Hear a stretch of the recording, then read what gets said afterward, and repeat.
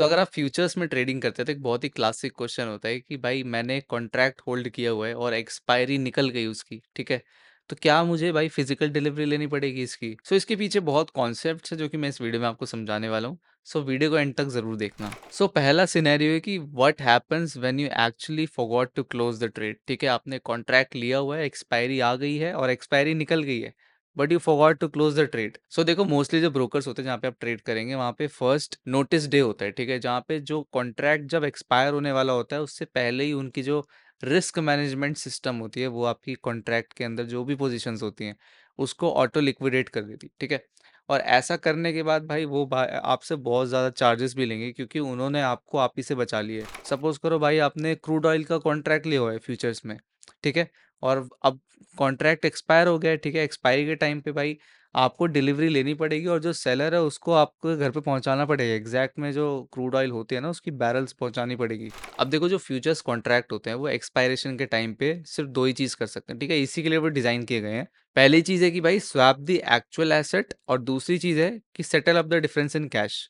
अब ये कैसे काम करता है वो मैं आपको समझाता हूँ। सो फिज़िकल डिलीवरी के अंदर बायर जो है वो ऑब्लिग्ड है, उसको डिलीवरी लेनी ही पड़ेगी अंडरलाइंग एसेट की। और जो सेलर है उसको डिलीवरी देनी ही पड़ेगी, ठीक है? जो भी अंडरलाइंग एसेट है। और मोस्टली 2% से कम लोग ही होते हैं जो ये चीज़ करते हैं because most of the market में स्पेक्युलेटर्स हैं, हेज फंड्स बैठे हैं, ठीक है? जो रिटेल इन्वेस्टर्स हैं, जो रिटेल ट्रेडर्स हैं, ये लोग मोस्टली होते हैं तो इनको भाई नहीं चाहिए, ठीक है? इनको बस प्रॉफिट लॉस करना है और मार्केट से एग्जिट करना है। So they don't need this kind of physical deliveries. And the next thing is cash settlement. तो कैश सेटलमेंट के अंदर क्या होता है, जब भी एक्सपायरेशन आती है, जो भी फाइनल प्राइस होता है एक्सपायरी के टाइम पे उसको फाइनलाइज किया जाता है, ठीक है? If you are in profit तो सेलर आपको पैसे देता है, if you are in loss you need to give the money to the seller, ठीक है? इसको बोलते हैं कैश सेटलमेंट। बट ऐसी सिनेरियो यार कभी आती नहीं, आपको फिजिकल डिलीवरी या फिर कैश सेटलमेंट की सिनेरियो कभी नहीं आएगी if you are a day trader, if you are a intraday trader, if you are into scalping and all, so आपको ऐसी प्रॉब्लम कभी नहीं आएगी। ऐसी प्रॉब्लम तभी आती है भाई जब आप लॉन्ग टर्म अपनी पोजीशंस को होल्ड करना चाहते हो। जैसे आप स्टॉक में ट्रेड करते हो, स्टॉक में इन्वेस्ट करते हो, so you usually hold for a long period of time, maybe 1-2 week, 1-2 month, ठीक है, 3-4 मंथ्स, इस तरीके से। सो आप फ्यूचर्स के अंदर भी ऐसा करते हैं ट्रेडर, बट फिर उनको रोल ओवर करना पड़ता है, ठीक है? अपना जो भी फ्यूचर्स कॉन्ट्रैक्ट होता है उसको एक्सपायरी से 3-4 दिन पहले या 1 हफ्ते पहले उन्हें रोल ओवर करना होता है अगला जो भी कॉन्ट्रैक्ट है, ठीक है? सपोज़ करो अभी जून का मंथ चल रहा है, तो जून में भाई आपकी एक्सपायरी आने वाली है, ठीक है? मंथ एंड होने वाला है, तो अब जो बंदा है जिसको भाई लॉन्ग टर्म में इन्वेस्ट करना है, सपोज़ करो उसको लॉन्ग टर्म गोल्ड इन्वेस्ट करना है, वो फ्यूचर्स लेके बैठ गया उसका। अब उसको क्या है कि भाई एक्सपायरी के टाइम पे एग्ज़िट नहीं करना है, तो वो क्या करता है, रोल ओवर करता है अपनी पोज़ीशन को।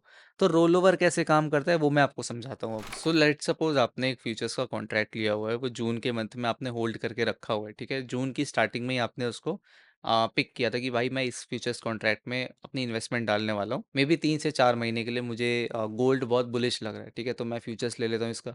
सो जून फर्स्ट को आपने वो चीज़ करी। अब यहाँ पे भाई ऑब्वियसली एक्सपायरी पे आप उसको होल्ड नहीं कर सकते, so you need to roll over. तो एक्सपायरी के 5-6 दिन या 8 दिन पहले से आप चेक करते हो कि भाई इसकी लिक्विडिटी कब कम हो रही है, ठीक है? और जो आपका अगला कॉन्ट्रैक्ट है which is the July month contract, ठीक है? गोल्ड का ही जुलाई का कॉन्ट्रैक्ट, उसको आप चेक करते हो कि उसमें लिक्विडिटी कब शिफ्ट हो रही है, ठीक है? बिकॉज़ ऐसा नहीं होता कि भाई जितने भी कॉन्ट्रैक्ट्स अभी मार्केट में लॉन्च हुए हैं, सब में लिक्विडिटी हो, ऐसा बिल्कुल नहीं है। मोस्टली जो करंट कॉन्ट्रैक्ट्स होते हैं, जैसे करंट मंथ का कॉन्ट्रैक्ट है, मोस्टली ट्रेडिंग भी उसी के अंदर हो रही होती है, ठीक है? मोस्टली जो ट्रेडर्स है, हेज फंड्स है, वो सब उसी के अंदर करते हैं। तो जब लिक्विडिटी आती है तभी एक इन्वेस्टर या ट्रेडर वहाँ पे एंटर करता है, वरना फिर आपको पता है भाई स्लिपेज बहुत ज़्यादा कॉस्ट करता है। सो इसलिए यहाँ पे जो हमने सिनेरियो लिया कि भाई जून के फर्स्ट वीक में मैंने यहाँ पे इन्वेस्ट करा, ट्रेड में अपना एंट्री बनाया, ठीक है? इसके बाद भाई अब मैं चेक करूँगा कि जैसे ही जुलाई मंथ की जो कॉन्ट्रैक्ट है, उसके अंदर यहाँ पे मुझे लिक्विडिटी मिलती है, तो मैं जून मंथ का जो कॉन्ट्रैक्ट है, वहाँ से मैं अपनी जो लॉन्ग पोजीशन है, उसको एग्ज़िट कर दूँगा, ठीक है? अब जब मैंने एग्ज़िट कर दिया, तो फिर मैं उसके तुरंत बाद ही अपनी जुलाई मंथ की कॉन्ट्रैक्ट में वापस से पोजीशन बना लूँगा, ठीक है? तो इस तरीके से रोल ओवर काम करता है और ऐसे ही आप रोल ओवर कर सकते हो अपने नेक्स्ट कॉन्ट्रैक्ट में फिर, ठीक है? जब तक भी आप होल्ड करके रखना चाहते हो, जब तक भी आप किसी भी एसेट को लेके बुलिश हो, ठीक है? अब यहाँ पे भाई एक चीज़ होती है कि लेट्स सपोज़ आपने जो एग्ज़िट किया था गोल्ड को, वो $4000 पे किया था, बट आपका जो जुलाई मंथ का कॉन्ट्रैक्ट है, वो $4005 पे, ठीक है? So that's a cost that you need to pay in roll over. कभी-कभी आपको वहाँ पे प्रॉफिट भी हो सकता है, कभी-कभी वहाँ पे लॉस भी हो सकता है, डिपेंडिंग अपॉन कि भाई उसका प्राइस ऊपर है कि नीचे है कंपेयर टू प्रीवियस कॉन्ट्रैक्ट। तो प्राइस में डिफरेंस क्यों होता है, इसके बारे में हम कभी नेक्स्ट वीडियो में बात करेंगे, because this is a completely different topic, ठीक है? सो कोई भी आपको डाउट है रोल ओवर के बारे में, फिजिकल डिलीवरी, कैश सेटलमेंट के बारे में, so you can definitely post that in comment section. मिलते हैं आपसे अगले वीडियो में, तब तक के लिए have a good day guys and bye bye.